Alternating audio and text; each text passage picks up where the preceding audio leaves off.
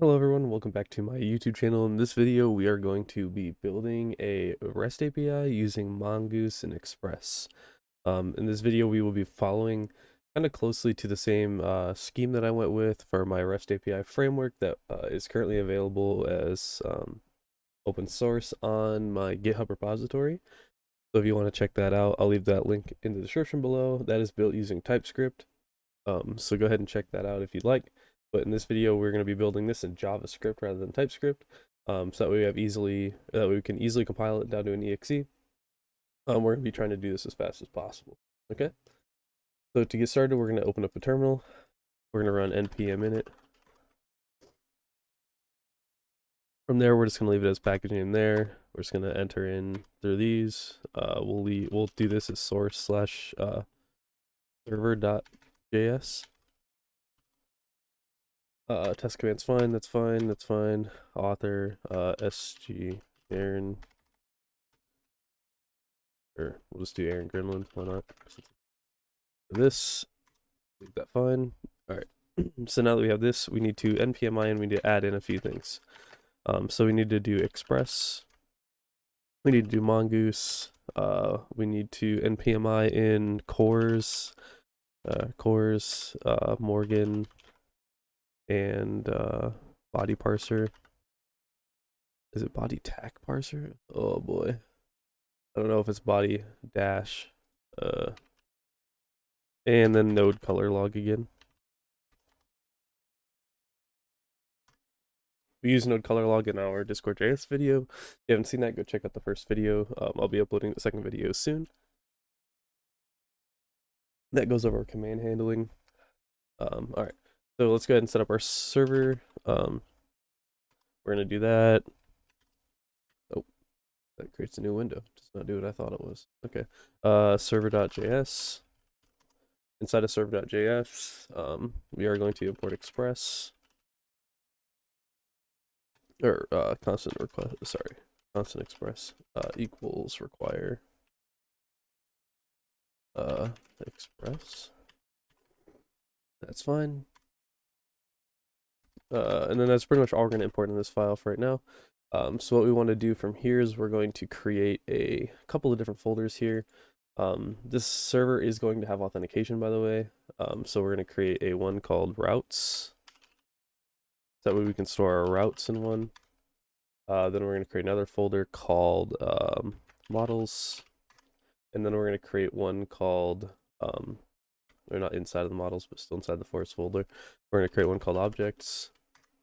And then we're going to create one that is, you could optionally create an interfaces one if you want to create interfaces to better like visualize models and stuff like that. But then we're going to create one called authentication. Typically how we do this is we do like a middleware and then authentication, but in this video we're just going to do authentication or authentication. So let's go ahead and hop into the authentication first. So let's create a file. Let's call this authentication dot middleware.js for that sake. So we're going to import JWT or constant JWT equals require JSON web token. That's another thing we have to web token npmi that. So we're new npmi JSON web token. Tab down a couple lines. Here we're gonna want to npmi.env. Since we're gonna be using this, we're gonna go here. We're gonna create a new file called .env, and we are going to create one called token_secret. And then we just say your token secret here.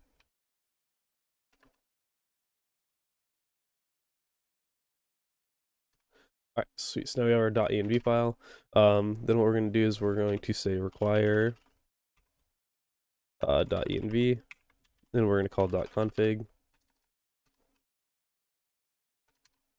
Alright, we're going to create a couple of functions. We're going to create a generate access token. This is just going to be a very simple function. It is not going to take much. Normally I'll take any username, and then we are just going to return jwt.sign, and we are going to take in username, and then process.env token secret, and then we're good there. Now we want to create the function that's going to authenticate our token. I can type today, authenticate token. We want to do rec as any, or this is JavaScript, so rec res next. And then we're going to create a constant. Then we're going to get our bearer token, I say, equals rec.headers sub authorization. So that'll get our bearer token from our header. So now we want to say if bearer token. We don't want to do anything if our bearer token's null. So we're going to say constant bearer is equivalent to bearer header or bearer token dot split. We want to split it at a space, and then we are going to take the first index of that, since typically how this request would look would be bearer, and then you'd have like token here. So then basically we're splitting at this and we're taking this. Yeah. Okay. So if bearer token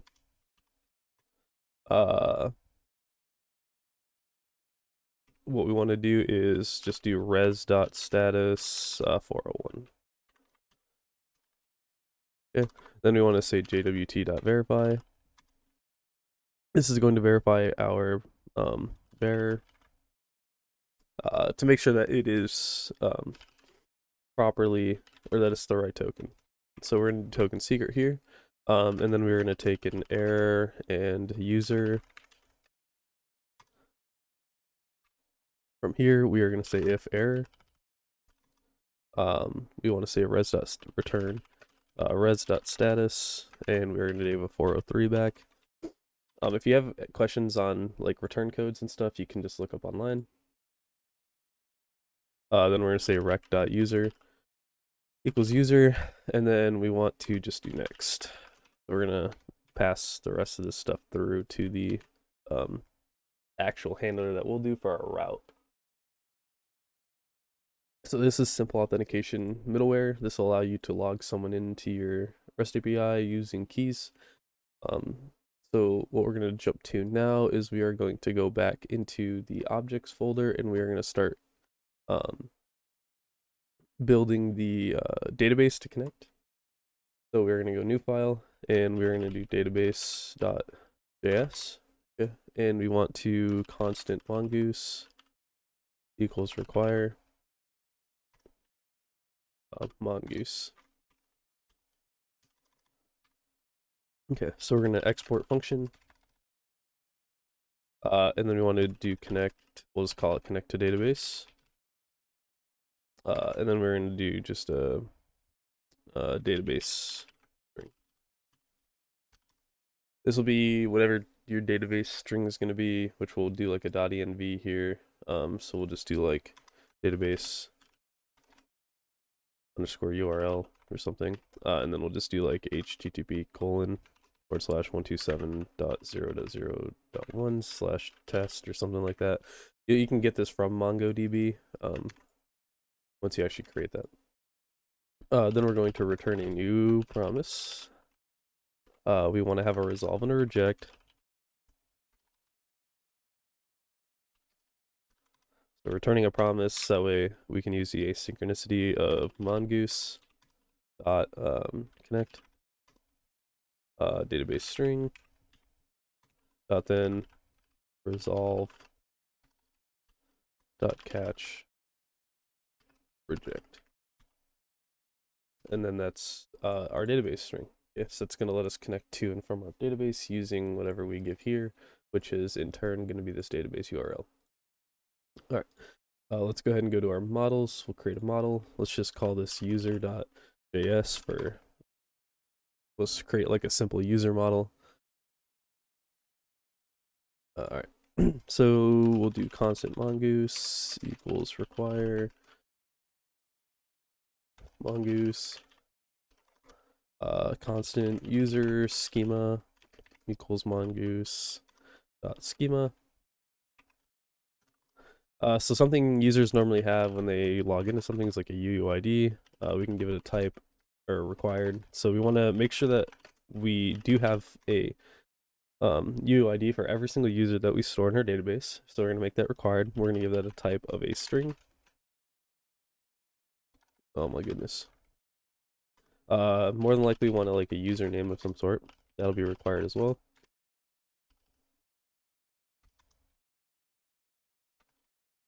And then we want a password. Since a password is going to be required to log in, we need to be able to store their password. Obviously encrypted, but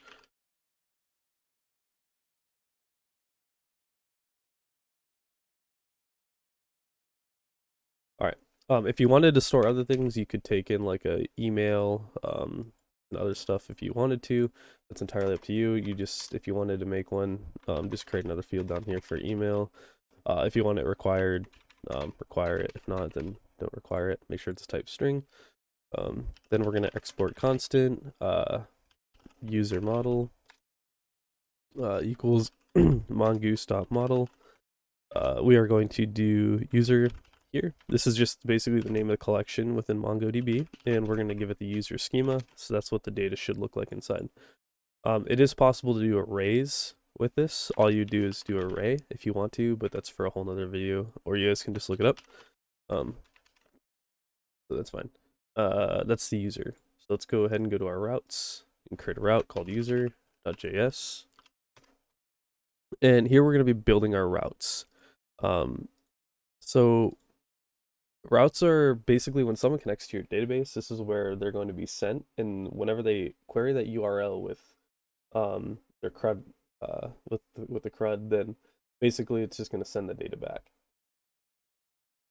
So we are going to start out by importing constant express equals require express. We're going to add in a couple imports here. We're going to import the user model. And I'm actually kind of dumb because I'm thinking of TypeScript here.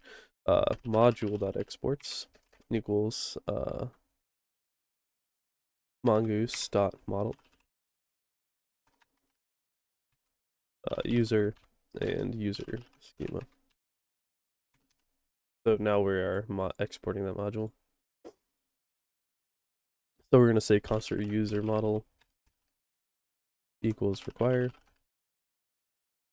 dot slash models slash user, and that gets our user model. Then we want to npmi and use bcrypt. This is going to be used for our authentication and basically like comparing passwords and stuff. All right, so let's go ahead and import our authentication, not for user, unless you're updating users, obviously, then you would, but we're just doing register and login. So we want to do module.exports equals router dot or express.router, sorry. All right. Actually, we don't want to do this. We want to say constant router equals express dot router because we need to be able to access this object. So then we're going to say router dot post. We want a register so we can register an account. We want this to be asynchronous. And then we take a rec and a res, request and result. This is asynchronous to use bcrypt as well as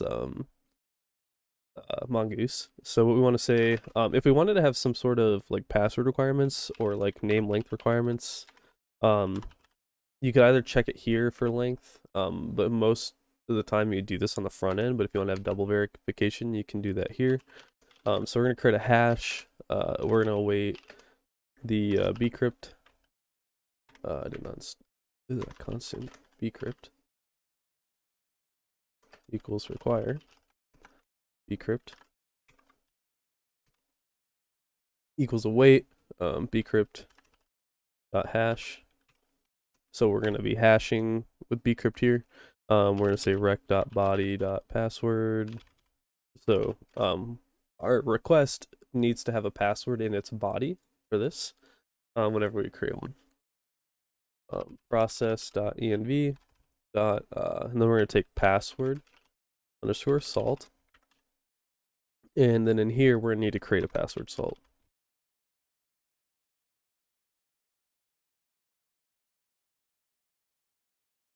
Your salt here, we'll say.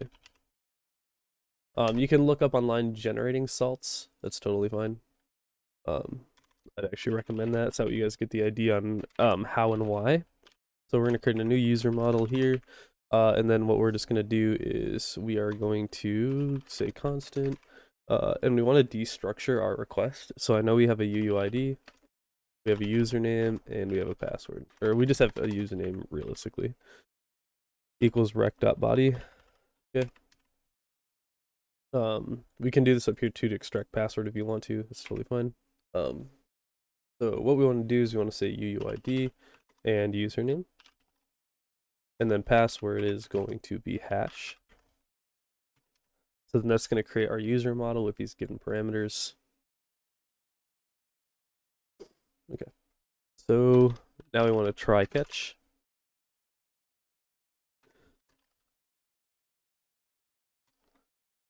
If we have an error, let's say res.status, and then we'll just give it like a 400 bad request error or something for time being. If you want to have better error typings, just look that up as well.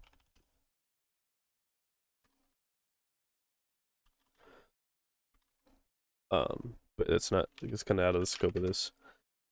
So we are going to say data.save. We want to save that data to our Mongoose database. And then from here, we want to say constant token equals generate access token.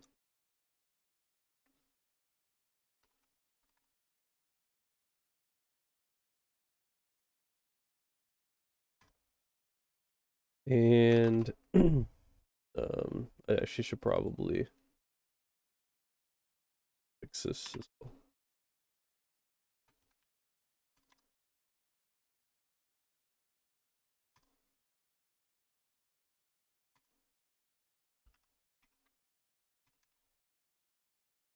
Okay.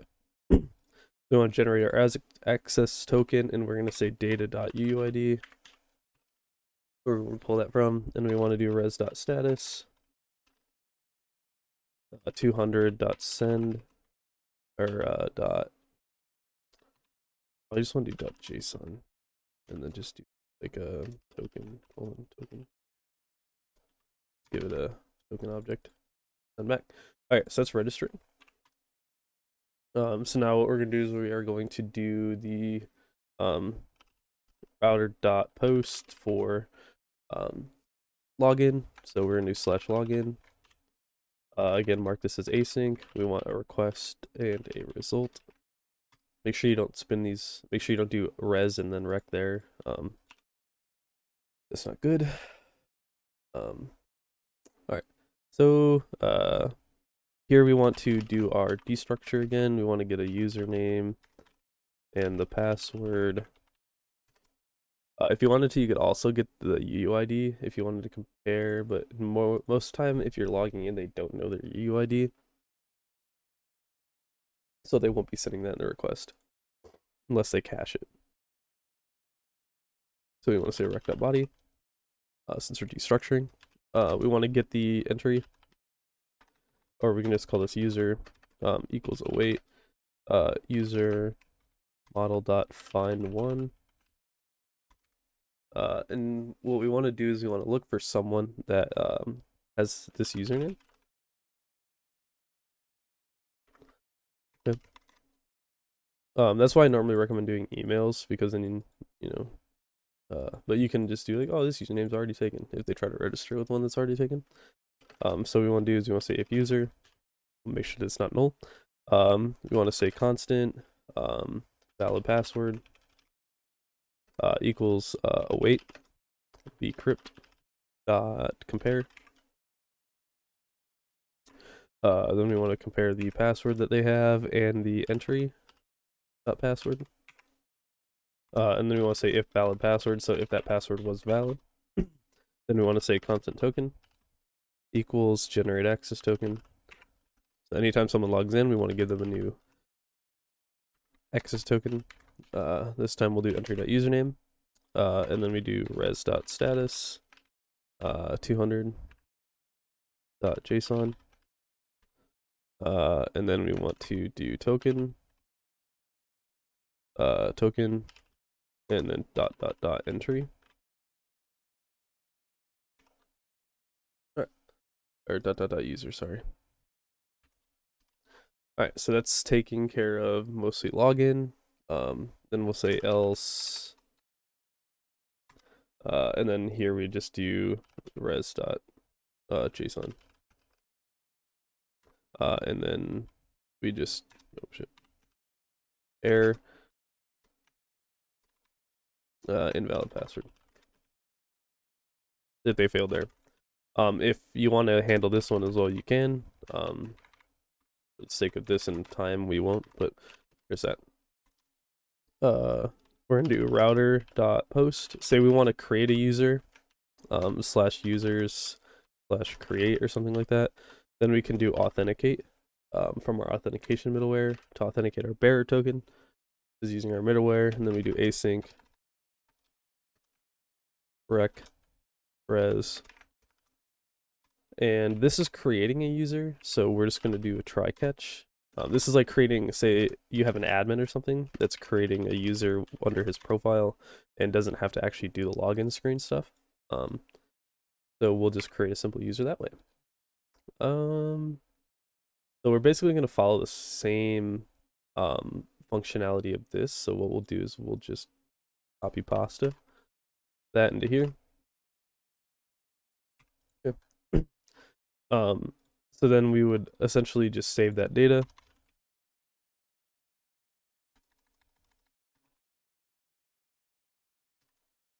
And we don't want to return any tokens back or anything like that, so we're just going to say res.status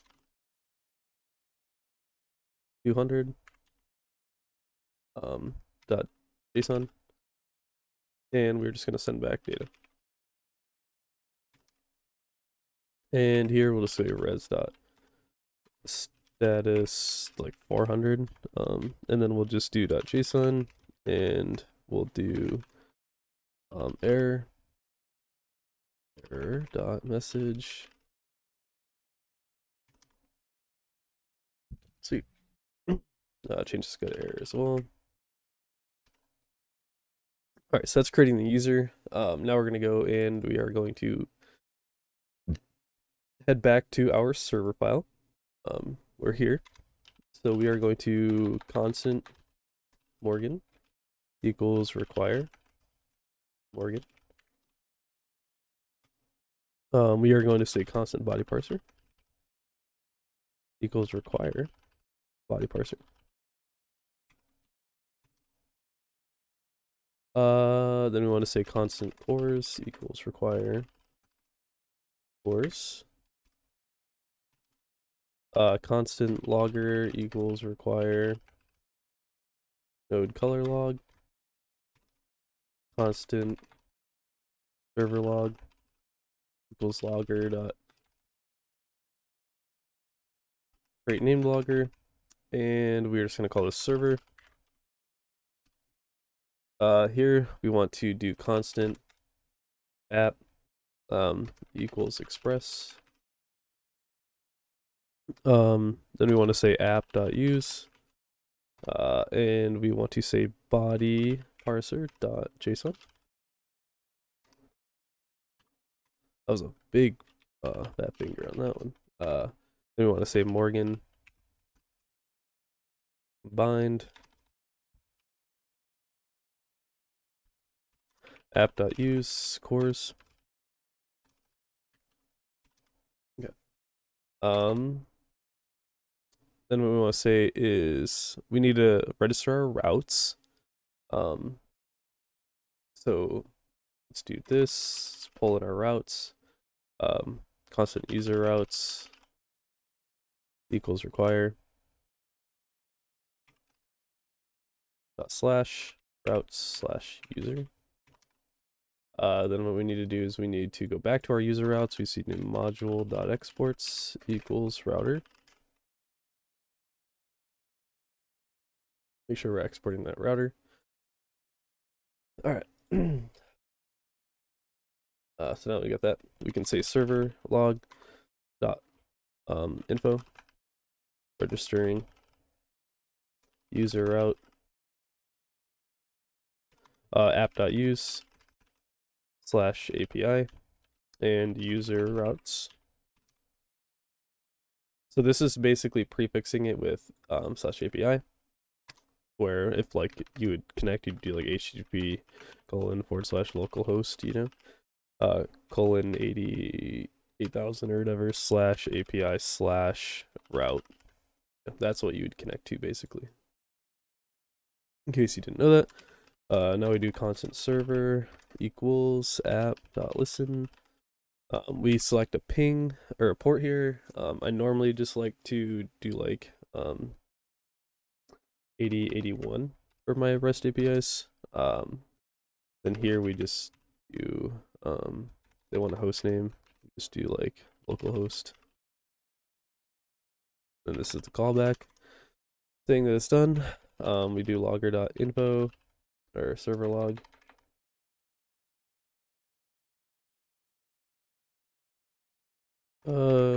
API is listening on port port or 8081 8081. Don't know why I did this. All right. That's fine. Now we do that. Then we do our connect to database. Did I not export that? I did not. Gotta use module.exports.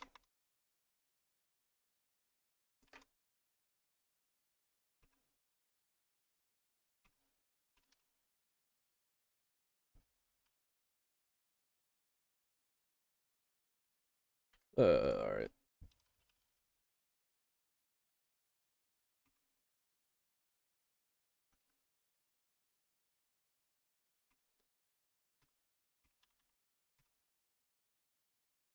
So now what we need to do is we need to do process.env then whatever we name this, so database URL is that. Then we want to say .then server log.info success fully connected to the database. .catch server log.info. There was an error connecting to your database.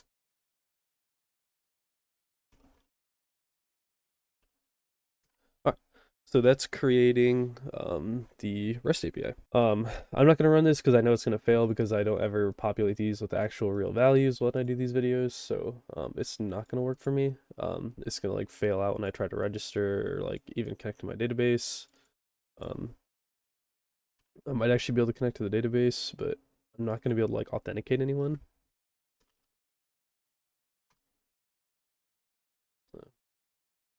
We gotta edit our start. We gotta create a start command. So let's create a start command here. We are just gonna do node ./server or src/server.js npm start. All right, so we get the registering the user route. API is listening on this. You can do this if you want. That's just a deprecation of Mongoose. It's totally fine.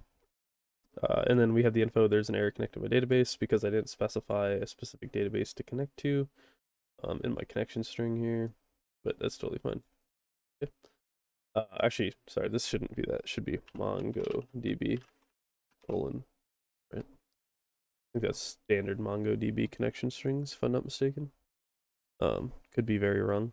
Now if we terminate this in npm start, successfully connected to the database. So yeah, it's just because I prefix it with HTTP colon instead of MongoDB colon // So now it's able to connect to my database. I'm good to go. So that was creating a simple REST API with Express. I hope you guys enjoyed the video. Again, I'll leave a link to my REST API framework using TypeScript in the description below. Make sure you like, comment, and subscribe, and I'll see you guys in the next one.